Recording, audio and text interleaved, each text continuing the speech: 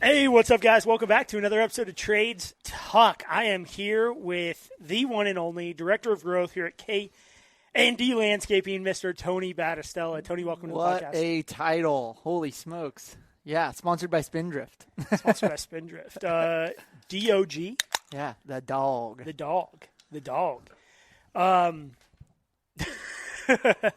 How do you drink? I just feel like we're in a spaceship, dude. Yeah, if you guys are just listening to audio only, shoot over to YouTube. Check out my YouTube channel, and you can watch us live. Well, not live, but like recorded. Yeah.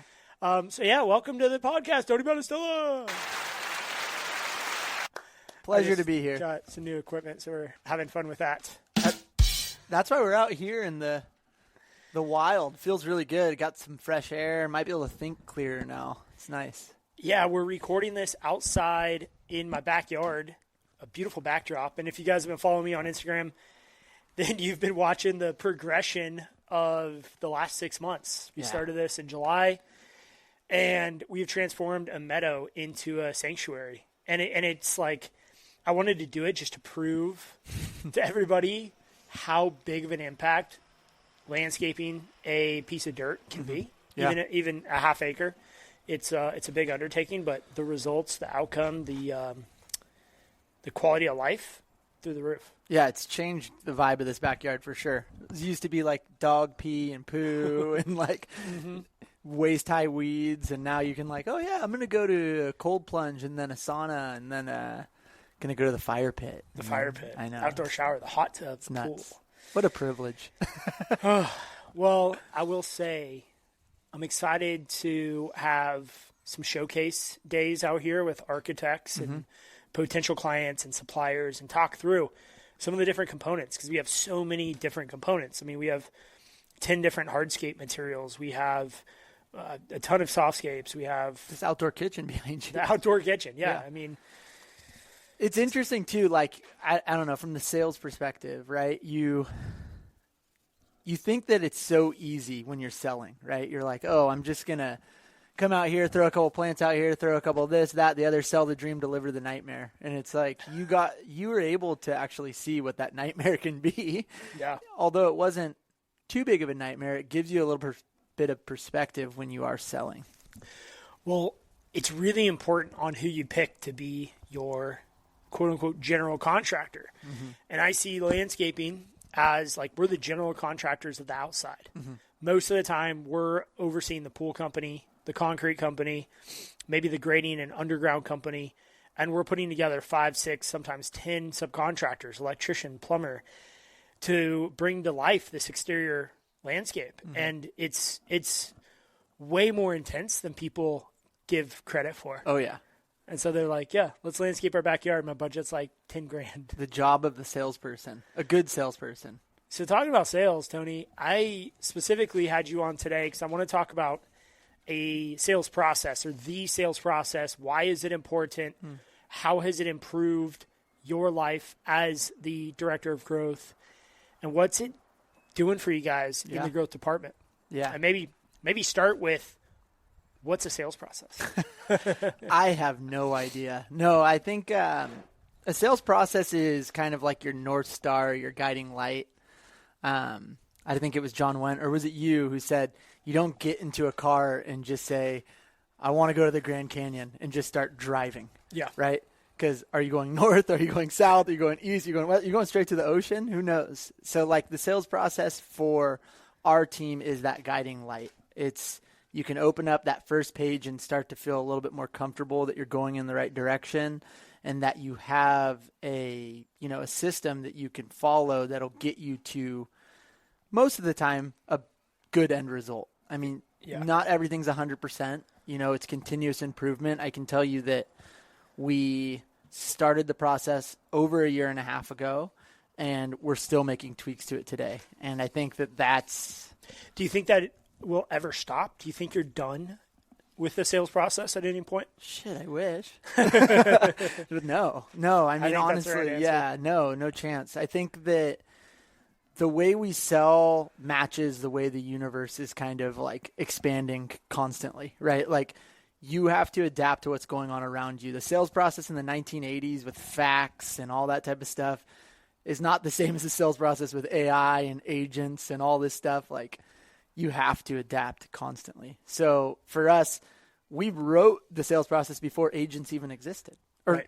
I shouldn't say they didn't exist. We just didn't know about it. Before they were being utilized day to day, like they are today. What a creepy word. Agent? Yeah. I don't know. You had real estate agents. You had travel agents. I know, but I'm just thinking of like the Matrix. Oh, we're in the simulation. I know. Not to go back into simulation theory, but I just think of like the Matrix, and the agents, and it's like this constant like trying to avoid the men in the suits. Anyways. Nice. I forgot about that. Yeah, we got That's so good. All right. Let's get us on track. I feel like I need to add 19 more of these. But anyways, sales process, always evolving. Good person. I don't know if whoever's listening to this. I don't think anyone is. That's all right. I think I'm going to tell everyone to listen. So we're going to at least get like 5 people to listen. Talk to Jamie Clark, right? She's on my team. She's our, pretty much our lead business developer. And, it has helped her tremendously. And hopefully she'd be honest with you if it hasn't been. Yeah. Well, the numbers don't lie. Right. Like, I think organic growth in 2026, and we're seeing this. I just saw a post on LinkedIn from a very large company I won't name that is hiring like 15 BDs throughout California and a few other regions, actually across the country.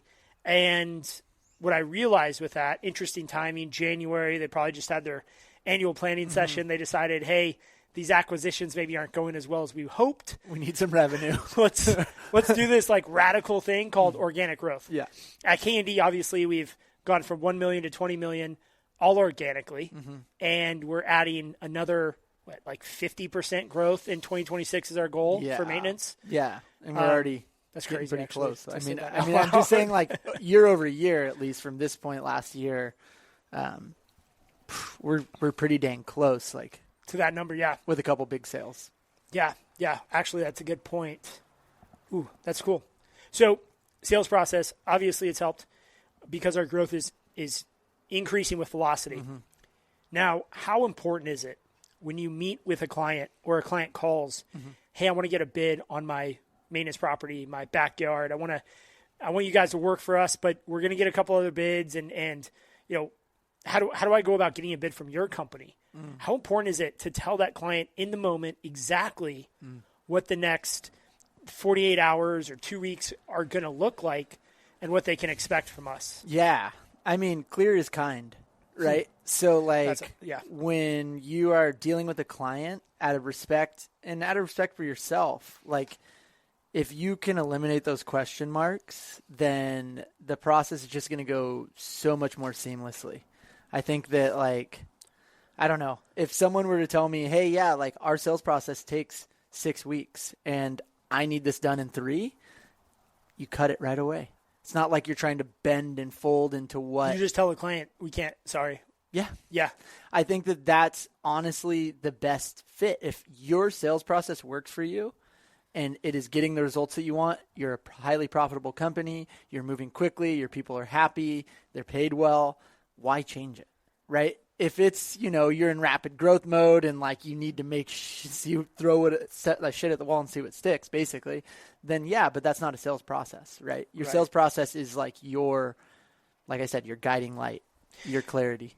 And when you don't have a sales process, how do you know what's working, what's not working in a company? Because you don't know if what Jamie did or what Rudy did or what Kendall did in the sales process that they created and they ran. Yeah. Like, you don't know what worked and what didn't work because everyone's doing it differently. Yeah. You have no idea. Yeah. You have no analytics. You have no data. You have no oh man, like if I call this client within 10 minutes versus 24 hours, what's my close percentage, right? Yeah.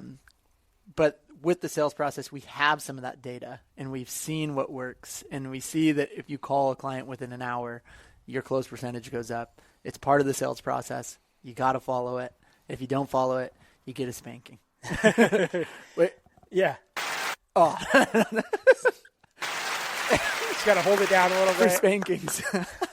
So when you're taking leads, you're mentioning speed to lead here. Yeah. First off, you got to answer the phone. Right. Right? Like, that's step one. Like, picking up the phone. I never thought that it'd be so hard for people, but in this day and age, we've made it so easy to not talk to people. Yeah. That they're like, okay, what AI chatbot can what info form can I fill out? What GPT prompt can I put in to get a bid? And realistically, you got to pick up the phone. You got to talk to a human. Yeah. It works. You don't necessarily have to. I don't think that that's always the way it's going to be. Like, I think that eventually we're going to get to the point where the creepy little agents are filling out everything and doing it for you.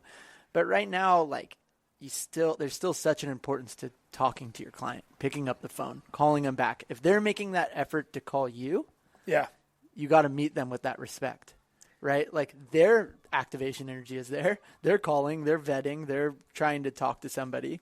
And if you go, we'll get to them when we get to them.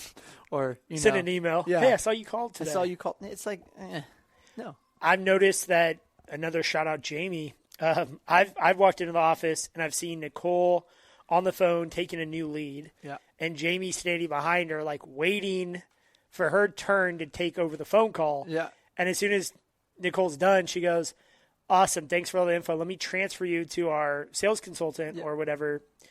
I'll transfer always you to evolving. Titles are always evolving at K&D. I hate sales. We should call it our growth process instead of our sales process. Yeah, well. So anyway. Continuous improvement. Jamie's there. She takes a lead immediately. Like, there is no callback. It's immediate, right? Yeah. So there's no speed to lead. It's just there. She talks to the client. Hey, I can meet you. It's 9 a.m. Hey, I can meet you at noon today. How's that work? Yeah. That's great. And she's there within 2 or 3 hours. That evening, she's got the bid pretty much done.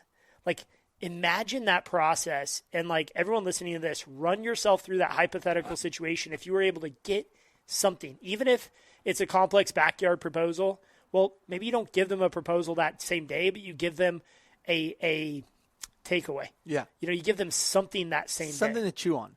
And a maintenance, like, why can't we do it the same day? No, that's one of my biggest goals this quarter, I would say, is to lock in our production rates tight enough to where we can throw in a square footage from PI. And what's PI? Property Intel. Okay, nice. Shout out to Aspire, or who, I don't know what. Aspire owns them. Okay, there you go. Aspire, Yeah, there you go. So shout out. But that's where we're getting our takeoffs. And if we can get that square footage and plop it straight into a production rate and get a bid that is, there's going to be outliers. There's going to be massive opportunities that we can't just bing, bong, boom bid. But for, I would say 70%, within that like 2,500 MRR to 7,500 MRR, like you can probably live within a production rate reality.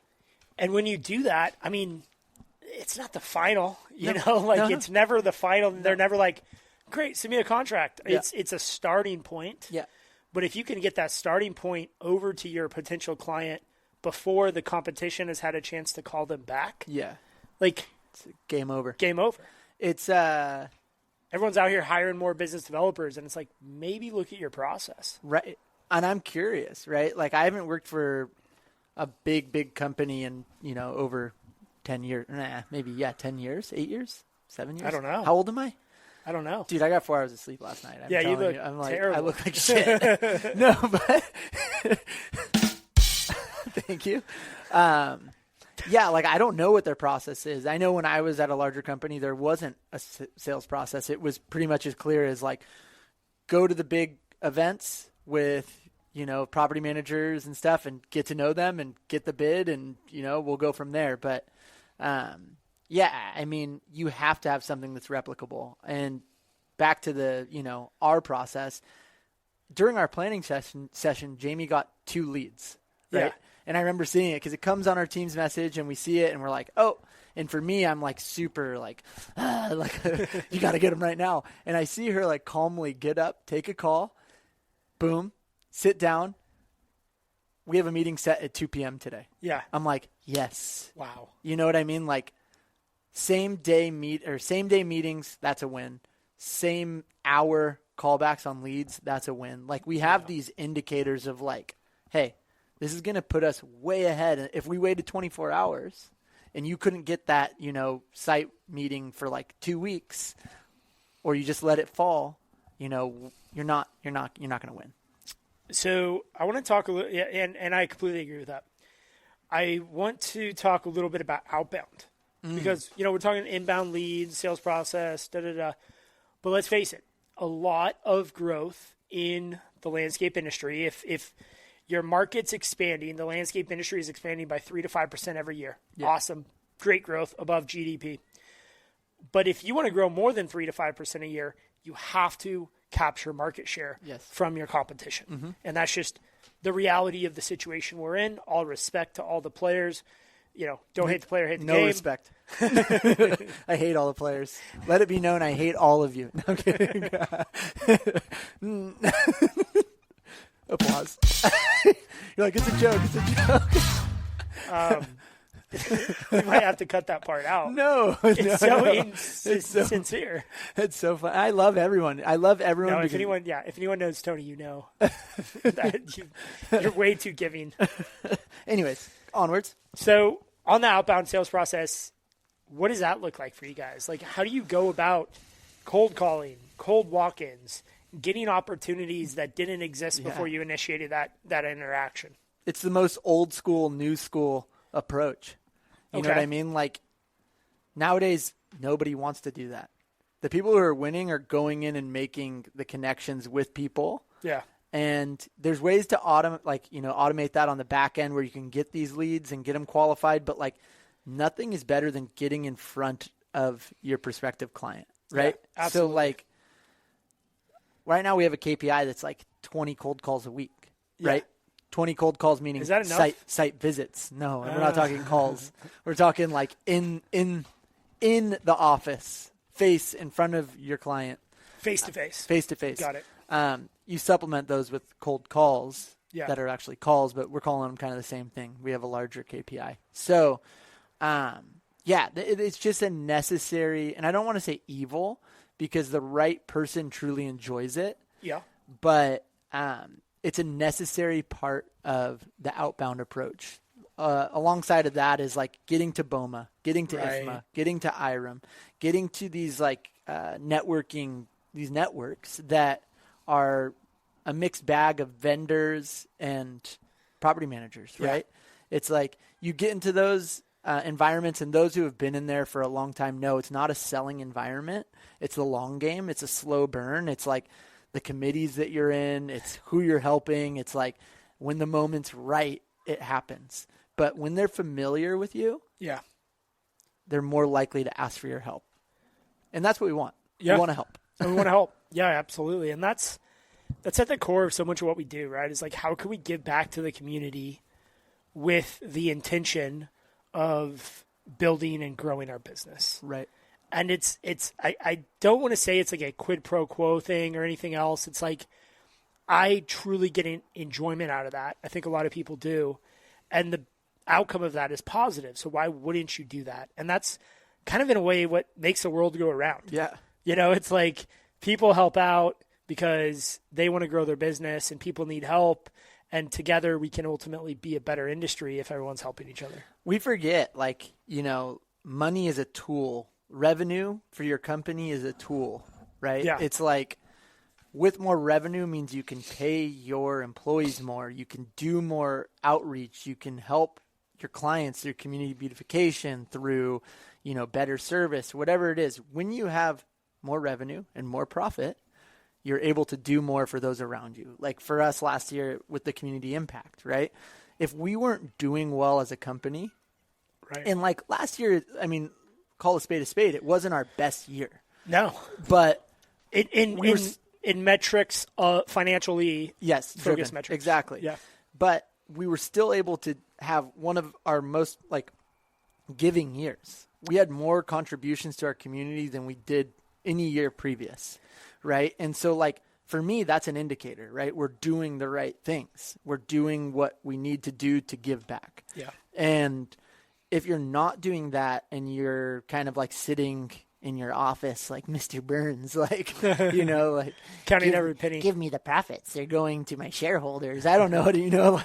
It's like we need some of that to go back to our community, or else nobody's truly winning. Yeah. So, yeah. So on that note, it's a little bit off topic of sales process and growth. There's no top. Remember, when you talk to me, we can't have a topic.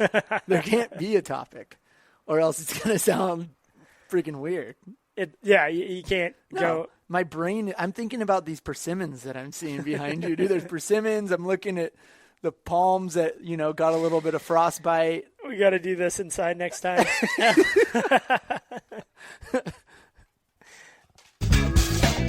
Oh, that's a long one. It doesn't stop. Oh, well, you guys. A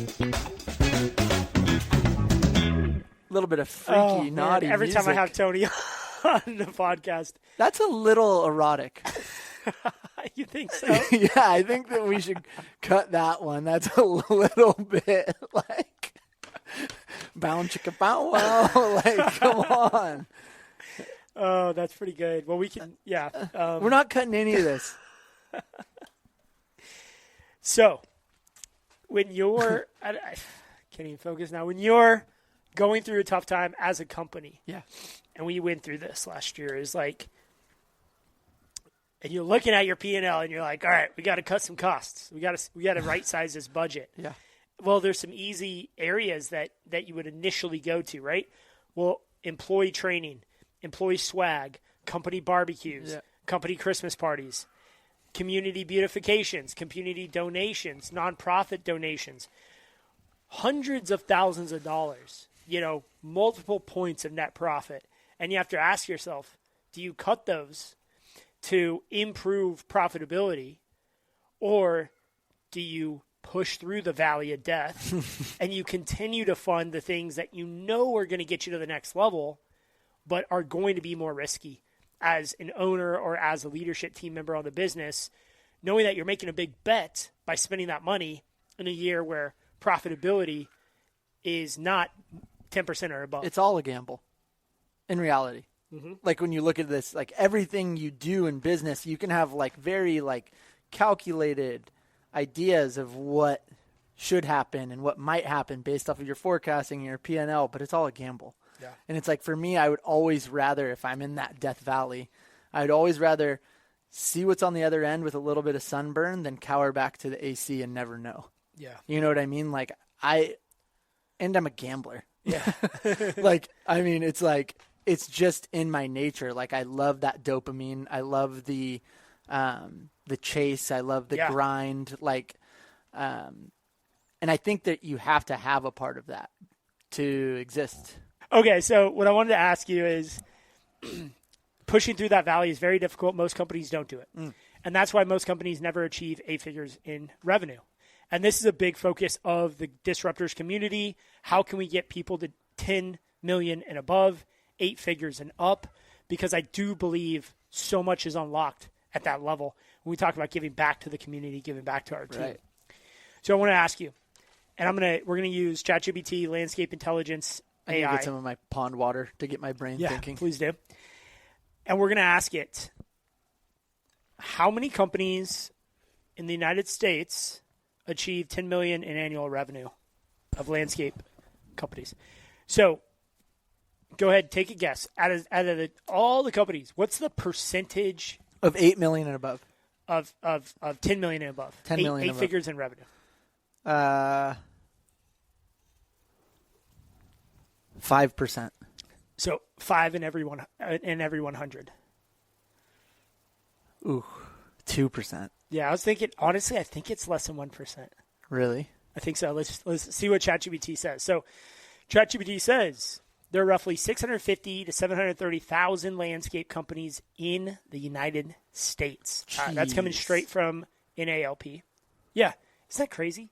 So let's just call it 700,000 landscape companies. We should all just join forces. Let's do it. One process, one way of doing things, landscaping. About 65% of landscape businesses will never earn 1 million in revenue. Wow. 65% will never see 7 figures. So, and this is a bad term, but like a it's a kind of like fly by night, like kind of like weekend landscaper, or is this kind of just like, yeah, like I don't licensed landscapers. They're all licensed. Yeah. That's where the data is coming from. That's so impressive. Think about that too, right? If you include unlicensed landscapers, then it becomes. Oh yeah, especially in California. Yeah, 3x that number. I'm just thinking, I'm like, dang, Millions. like, and there's nothing against that. Like being under $1 million, like if you're a 3-man operation and you're running $900,000, or a 2-man operation running $900,000, like you're taking home good money. No, I think there's a lot. I talked to a lot of companies and operators that are just getting started, or they've been running at a side hustle, or they've just been struggling with putting it all together. Right. And they've got 3, 4, 5 employees or 2 employees, and they're in $250,000, $300,000 in revenue. I want to help those people too, and hopefully this podcast does help them, because someone like that putting a sales process in place, I mean, that could be huge. Putting it in early. Yeah. Right? Like there's a lot of pain trying to like retroactively add a sales process to a $20 million company. Oh my God. Because there's so many ideas of like, oh, well, this worked, that didn't work. And then it's like, well, we don't really have any data. We just have, we have an idea. We have too much data at 20 million. Yeah, sometimes. Actually, it's opposite. All right. So Landscape Intelligence says the top tier, the 10 million plus club, only a small fraction of total landscape businesses break the 10 million in revenue mark. And it kind of mentions Landscape Management 150. Shout out Landscape Management Magazine. Yeah, for sure. Love that magazine. If you guys aren't subscribed to that, make sure it's free. Might as well. And it says 90+% of landscape companies will never reach 10 million. Looks like conclusion, ChatGPT says, less than 1% of all firms will ever reach 10 million in revenue. Jeez. Less than 1%. And that's like, I mean, that's shocking to me, because anybody with a license has the capability to get to 10 million like within 2 years. I say that so like broadly, but I mean like with the right systems, with the right process, and obviously you have to have the right leaders. Those are all very important parts, but the opportunity is out there, right? The opportunity is there. Yeah. And to your point, you can have the best strategy, right? You can go out, you can join disruptors, you can join Leanscaper, you can join these communities, you can join a peer group like ACE and get surrounded by people that have the strategy, that know how to do 10 million plus in revenue. But that's like not even the most important part. One of the most important parts is the story you tell yourself. The story you tell yourself is so, so important. And I'll give you an example. When I took over as CEO of K&D Landscaping, we were doing, let's say, $1 million, going on $2 million in revenue. I was at a CLCA event. I was with 3 leaders in our industry: Jerry Ellison, John David, and Regan Berry. And those 3 are the OGs of our local area. And they were telling me, Justin, because I was explaining my plan, 30 million by 2030, they just said, hey, we just need you to be realistic here about the market in Santa Cruz and Monterey. You'll never get above 3 million in this market. It's just not possible. The market's too small. Look at Santa Cruz, look at Monterey. These are small communities. You just can't build a big company here. Now, if you want to hit those numbers, you got to go to San Jose. And I was told the same thing. And I'm not going to say these other names, but I was told the same thing about 5 years ago by some very, very influential leaders who've grown giant companies. Hey, Justin, if you want to hit 20 million, you got to get into San Jose. And all that did was fuel the chip on my shoulder I already had of like dropping out of high school and all that other shit, and said, I can do it. I'm going to prove them wrong. So my story was, I'm going to build a 20 million, 30, I'm going to build a $30 million company in Santa Cruz and Monterey because I want to prove a point that it's capable and possible of being done. Their story that they told themselves every day was, this can't be done. And fast forward 10 years, here we are on the brink of 30 million. In the middle, are we in the middle of Death Valley? Or are we? Yeah, for sure. We're not on the other side. No. We're in the middle. Because the bets we're making in 2026 could absolutely ruin our company. Yeah, demolish. Like straight up, we could be out of business in 12 months. And that's why we don't have outside investors, because they would probably say, fuck no, too risky, Justin. Yeah. But hey, me and my dad are 90% of the owners, and everyone else is on board. So while we're talking about depressing things, I guess my question for you, I'm spinning this on you. becoming a CEO of a company that has been family run for, X amount of time. At that point, it would have been 14 years. 30 years. At that point, it was 2015. Yeah, we started in 1986. 30 years. Jeez. 30 years. I need to know my years. company history. This is our 40th year in business. I know, this is our 40th year. We have a big party. It's going to be released soon. Anyways. Yeah, let's do it here. I know we should do it here. The imposter syndrome. Yeah. Right? I know it's a massive weight that I carry every day. Yeah. Like it's something that I think people who are self-aware and see the challenges of the world, it's rare if you don't have imposter syndrome. Yeah. Like you might be, a psychopath if you don't. Yeah. What helped you overcome that naturally? I mean, not naturally, but what helped you overcome that? So it's or did real. you have it, or are you a psychopath? Yeah. Both. Okay.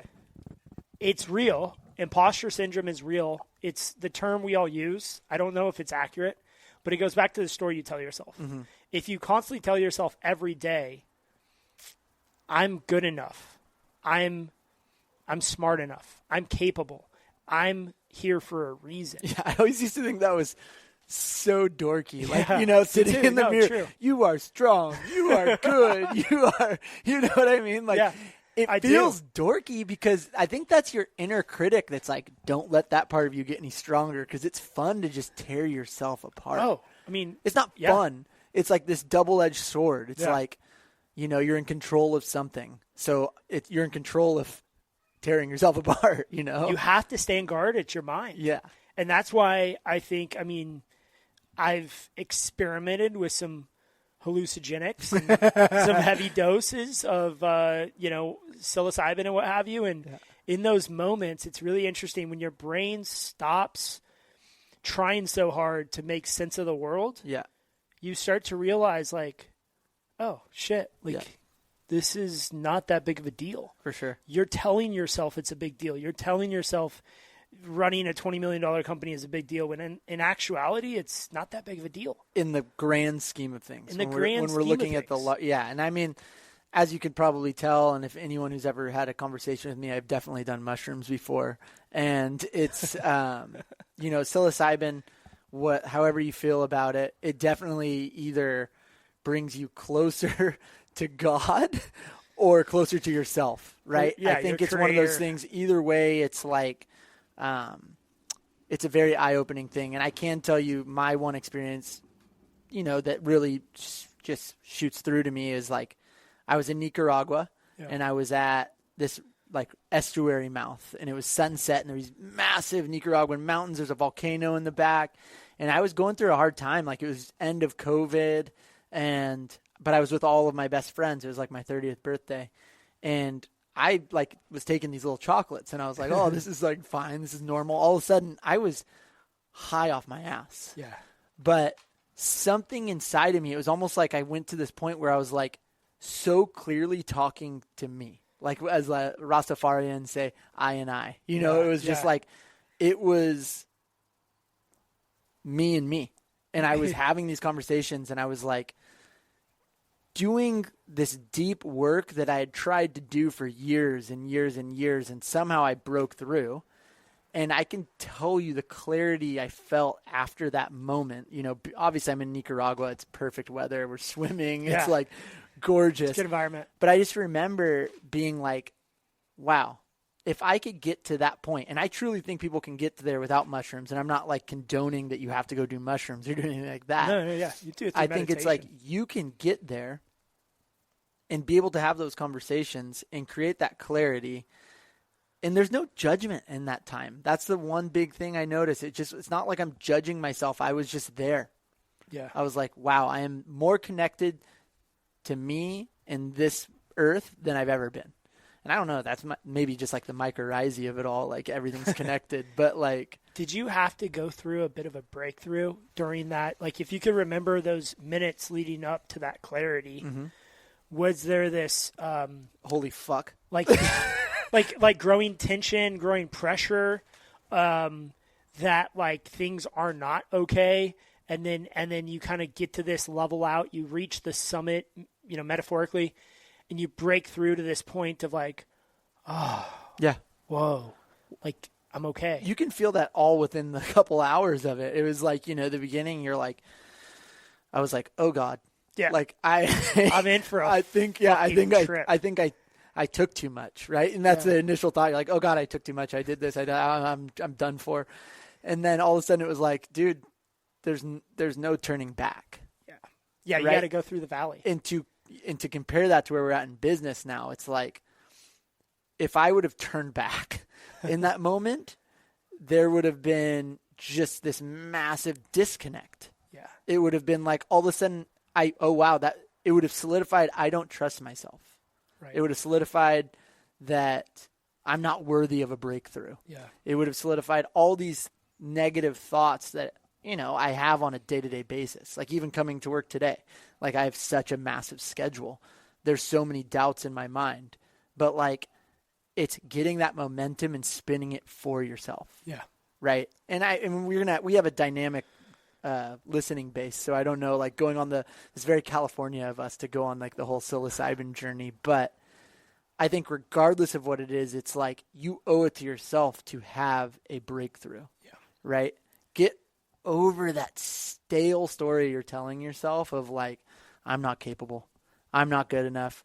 This is all that I could ever do. Yeah. Like that's just so played out. And like, I'm speaking out like I have this dialed. I'm speaking to myself too. It's like a daily thing. It's just like I was struggling with this weekend. Yeah.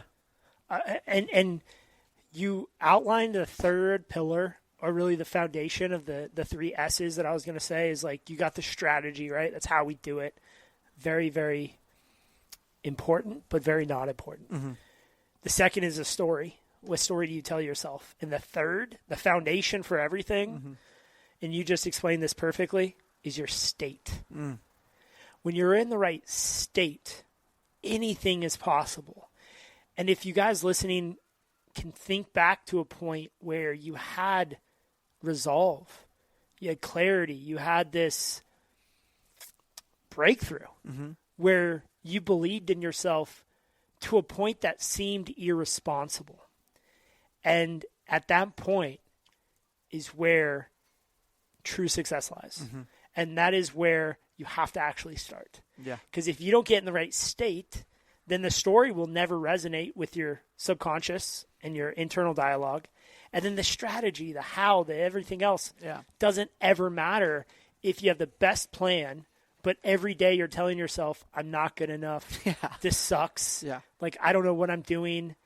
You guys, I hate to break it to you, but no one knows what the fuck they're doing. Nobody. Like, I've talked to a lot of very successful people, billionaires I've had dinner with, and I will tell you, they are dealing with the same shit we're dealing with. Yeah. They just have a few more zeros at the end of their checking account. Yep. And there is a thing to be said about luck. Like, you do earn your own luck, but, like, right place, right time. I think that's the one thing is, like, if people are not hitting what they see as success, like the expectations of that, they're not, like, matching it. They're not, keeping up with the Joneses, then they feel like they're a failure. But, like, you might be in the room just like Steve Jobs and his posse were in the room when they're talking about unveiling the iPhone.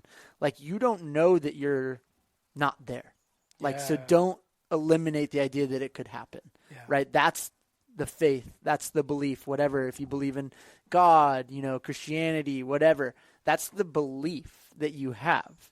That's like, it could happen, which is also a quote from Angels in the Outfield. Yeah. Which is one of my favorite movies growing up. But it could happen. You know what I mean? I think it's like one of those things you have to believe, or else what's the point? Right? Yeah. And I'm not saying like go kill yourself, but it's like, why do what you're doing if it's not fulfilling you? Yeah. Change it. Yeah. Change it. You don't want to be in business? Dude, there's so many things. Go draw something. Someone will buy your business. So on that note, like, you've built yourself into a leader over the last 2 years comparatively to every role you've held. Today, you're on the leadership team of a $20 million company. You're in charge of sales and marketing at this company. What is that like to go from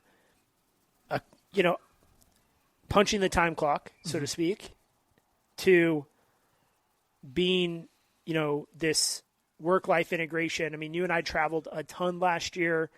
Like, if you really added up how many hours you worked last year, if you consider those overnights and everything else we did, I mean, it was probably 3,000 hours easy. I mean, what's that journey been like? I mean, can you say it's been the best thing ever and the worst thing ever? Yeah, I think I mean, so. there's moments, I think just through growth where you're like, wow, this is so spectacular that I have the capability and the responsibility of something great, right? To create something great, to bring it to the next level. And holy fuck, this sucks that I have the responsibility to create something great. And I think that those two things can be true at the same time. And it's been a learning process, man. Like, just even today, like coming in, I'm like, I have to look at our marketing analytics. I have to make sure that all the people on my team have the right KPIs. I have to make sure our goals are there. I have to make sure that we have a playbook for marketing, that we have, I have all these things in my head. Yeah. Which shows that I care. Yeah. Right? But it's also not clear. Right? So, like, when I say clear is kind, sometimes that means being kind to yourself and, like, creating clarity for yourself. Right now, I'm only focused on creating clarity for my team. Right. Oh, interesting. Yeah. And so, like, that being said, drawing this back to your question, what is that like? It's a privilege, but it's with great power comes great responsibility kind of thing. Yeah. And, not getting too big for your britches in a way. Like, I'm very much learning as I go, trial by fire. But I'm hearing like you're really focused on your team. Yeah. More than yourself, which is a pretty big challenge to deal with as you become a leader, right? Because as a doer or a manager or whatever, you're just focusing on making sure what you do is right. And then as you become a leader, it's not so much about making sure other people are doing what they're supposed to do, but it's making sure that they're doing those things right, and you're giving them the clarity to be successful because their success now rests on your shoulders. Yeah, for sure. Yeah, I mean, I think that's what it all comes down to. If they feel like they can come in every day and have that objectivity, like that, like, I did this, I did good type thing, it makes their life easier. Or not easier, but just clearer and more fulfilling. And if they want to be a leader, then you give them that pathway. But some people just are okay with hitting their objectives, right? And just being like, I'm out. Like, sometimes I envy that, right? Like, there's times I'm sure we all feel where I'm like, man, I just want to go work at a coffee shop if it paid me the same. I know. Where I'm just like, I'm making coffee, I'm shooting the shit with people, I'm putting a smile on their face, and here's your latte. See you later. Yeah. And it's 5. I'm out. Later. I'm going home, and until, 9 a.m., I'm just, kind of doing whatever I want. It's not like that in a 20 million to 100 million growing company. It's, there's no checking out. No. To that point, like, do you think the coffee shop barista is wishing they were grass is always greener, huh? In a leadership position of a big company, right? Like, I don't know. It depends on who you ask. My favorite people in the world are artists, right? It's always perfect. Yeah, like they go ahead. It's a means to an end to do what they're truly fulfilled to do, right? Like, people are working at a coffee shop and they're happy to work at a coffee shop because it means that they can go work on their art when they get home. Yeah. Or, like, I don't know, anybody who has something that they create or bring, maybe they're in stand-up comedy, maybe they're an actor, whatever it is, like, I truly appreciate those things because I think in business you can get very, like, it just, the objectivity of it all kind of gets a little bit sad. And I like people who can be like, oh, wow, like, this truly is just so I can pay rent. So totally. I want to ask you a question on that note is like this idea of a creator versus a manager. Mm-hmm.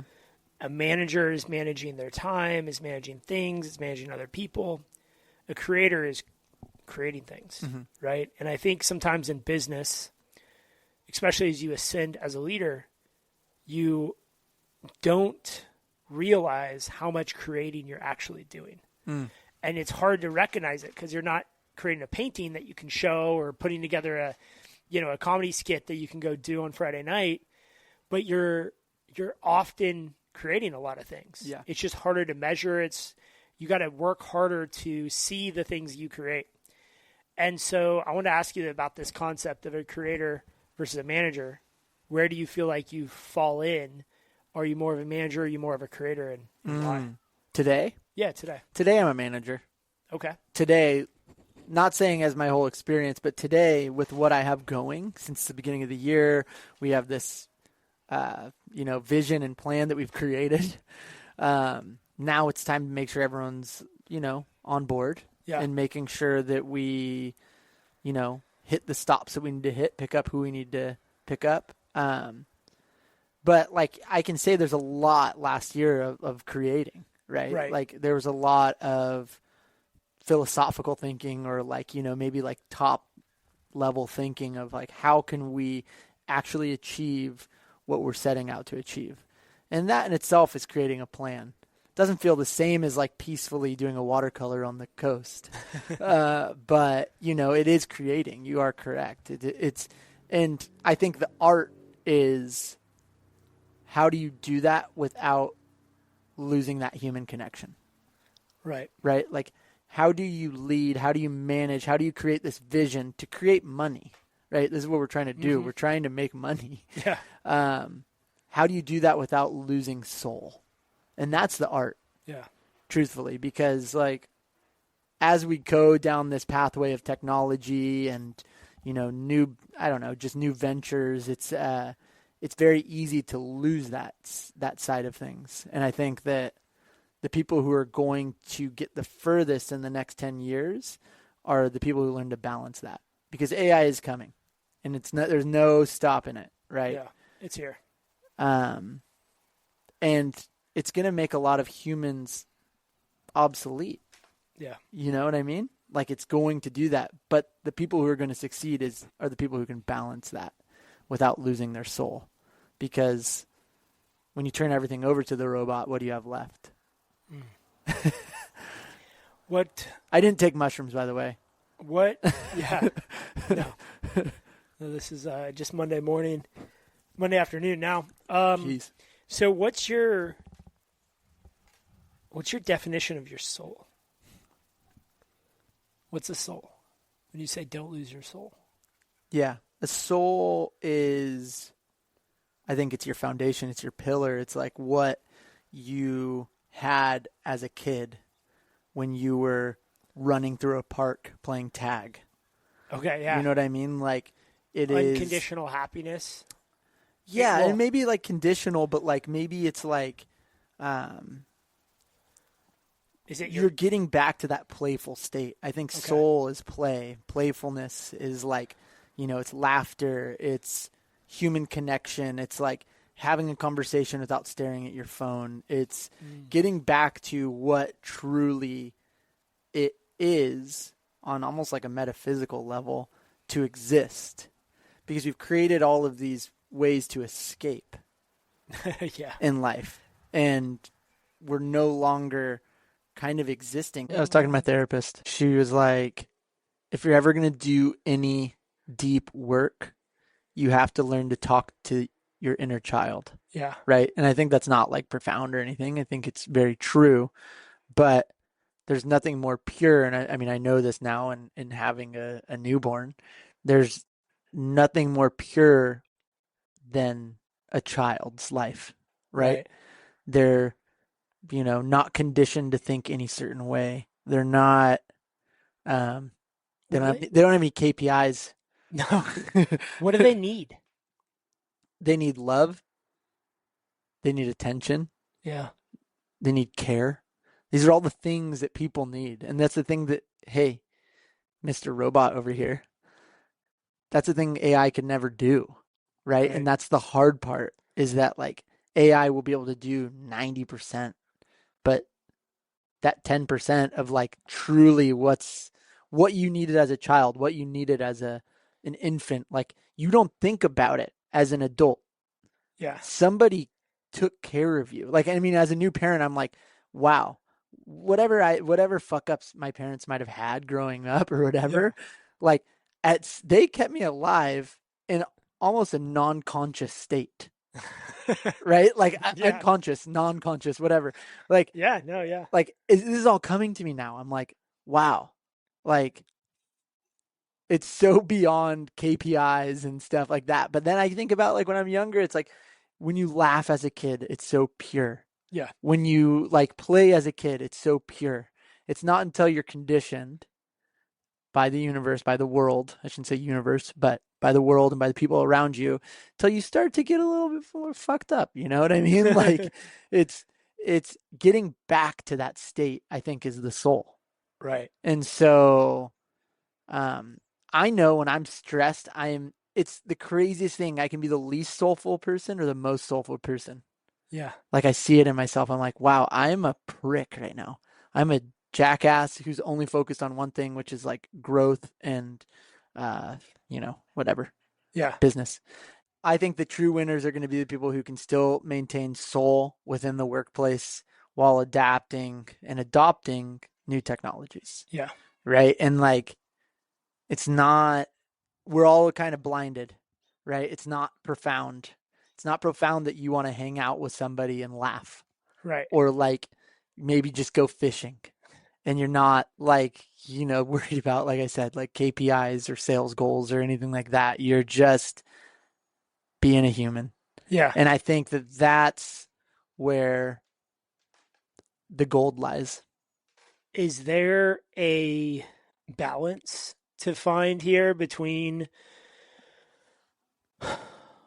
managing KPIs, creating clarity, building a vision, and the human aspect Yeah. of life? And, you know, obviously I think maybe like we're all in pursuit of that balance. And when you study Pursuit like of happiness. pursuit of happiness, Yeah. when you study like extremely successful people after let's say after they sell or they retire, especially people with money, it's really interesting to see what they do. They start to get very involved in nonprofits. Mm-hmm. They start to want more access to things. They start to surround themselves with people that have been there all along, but they've changed their justification for why they spend time with certain people. Mm-hmm. They end up spending more time with family. But we don't talk about how often for 30, 40, 50 years these people were miserable fucks. That's what I mean. It's Yeah. Like, why don't like where's the path to make a balance in that where you can have that level of appreciation for life and that intentionality mm-hmm. to do what you want while creating a successful financial outcome for Yeah, yourself and for your family. it can be done. I think, I mean, I wouldn't still be doing this if I didn't think it could be done.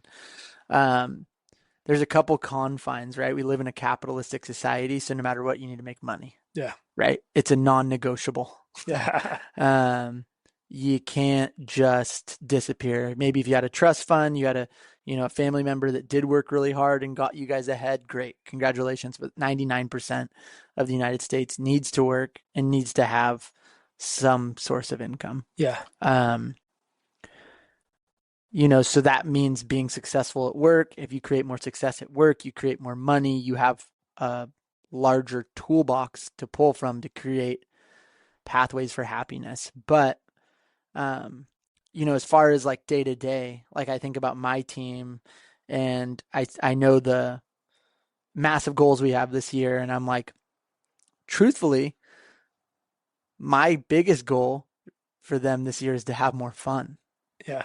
Right? Because when you're in that playful state, when you're in that soulful state, I think that's when more breakthroughs happen. Mm-hmm. I think we're all just like kind of just force feeding ChatGPT to get the answers we think we want. And It's a strategy. honestly, I see it just building, it's like shit on shit on shit. Like some of the stuff and it pokes out for me nowadays. I'm like, dude, this could have been done in 3 sentences. Yeah. Right? It's like the fluff, all that type of stuff. That's not soul. No. That's anti-soul. That's like, that sucks the soul out of me. I want someone to just be like, I'm like, oh, what's this? These are my KPIs, and this is where our sales target is. This is where our pipeline is, and blah, blah, blah. And then they'll give me 6 paragraphs, and when in reality, I just want them to say, that fucking looks like shit.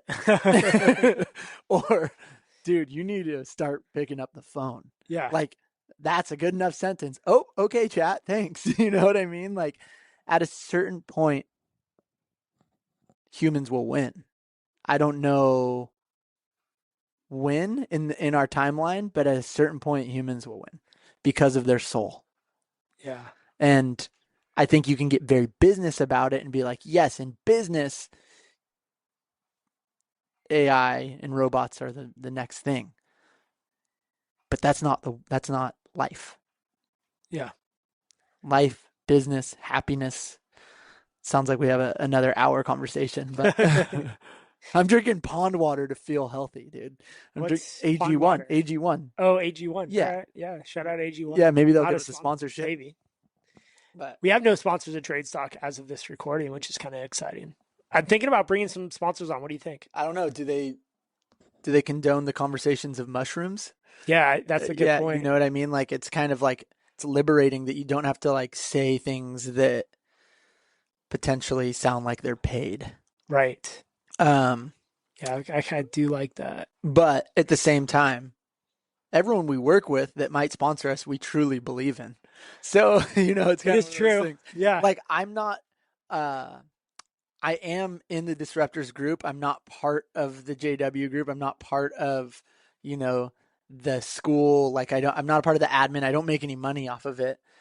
But I could 100% with all of my heart say it's an incredible group. Like, and I'm saying that, and it sounds like a paid advertisement, but it's not. Like, I'm sitting in there and I see the people who are at sub 1 million. I see people who are at 25 million. I see people who are at 100 million. Yeah. And I'm like, damn, like, all these people want to get better. And then I see them on LinkedIn, right? And I see them in the world, and I'm like, they're doing what we're talking about. I know, huh? And I'm like, see them go and post the video that we were saying we all need to go post this. Right. I loved the conversation between someone doing 400,000 and 40 million. Yeah. And how they were learning from each other. Who's teaching who? Yeah. Yeah. Like, we're never too big to learn. We're never too smart to learn. Yeah. We're never too successful to learn. I think that's why I do well, is because I think I'm just so stupid. No, that's a story. That's part of it. Yeah, that's the story I tell myself. I think it's more just like, it's okay. It's like, I mean, I was watching a ton of Game of Thrones, but it's like, nothing, Jon Snow. And it's like, I know nothing. Like, I genuinely know nothing. I can feel smart because I can access ChatGPT and they can tell me all these things and da-da-da. And like, I know majority of these plants. I know how to lay them out. I know a lot, but I know nothing. And I think that is ultimately, hopefully, but ultimately why I will be successful, is because I'm always open. Yeah. I don't feel like our sales process is the end all be all. Does it help? Hell yeah. Is it what will work for everybody? No. But I know enough to know that I know nothing. That's a great place to end it. Because if someone made it through this, like, I think I said this in our last podcast, if someone made it through this whole thing, God bless hit me up, give me a summary, and I'll send you a $25 gift card. To what? I don't know, to fucking therapy. $25 gift card to therapy is not going to get you very far. It'll get you 10 minutes to talk about the 2 hours you wasted. No, I'm kidding. No, it's good. I can't let you go without a trade secret, though. So, think of something in your past or something recent that you've learned that you feel like is a trade secret. A trade secret, huh? It's not a secret, but have more lunches with your clients. Yeah. I think that it is, and don't make it a sales conversation. Oh, thank God. Yeah. Go talk to them and don't mention a single thing about wanting to maintain their property or do their backyard. Go genuinely sit down with someone and go, how the fuck are you doing? Yeah. Right? It's the biggest difference. And I don't think it's a secret. I just don't think people do it as much as they should. Yeah. Because there'd be a lot of fatter people and a lot of happier clients out there, because there'd be more lunches being had. Yeah. What would you say to people who say, I'm too busy?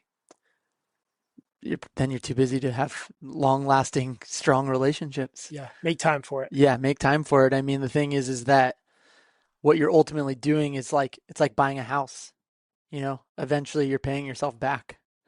Every time you make a mortgage payment, all that type of stuff, it's like, damn, it sucks I have to pay my mortgage, but I'm paying myself back. Yeah. You know what I mean? Ultimately, end all. Yeah.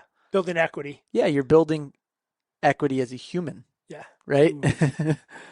Human equity. It's a human mortgage. Human mortgage. Lunch. Human equity.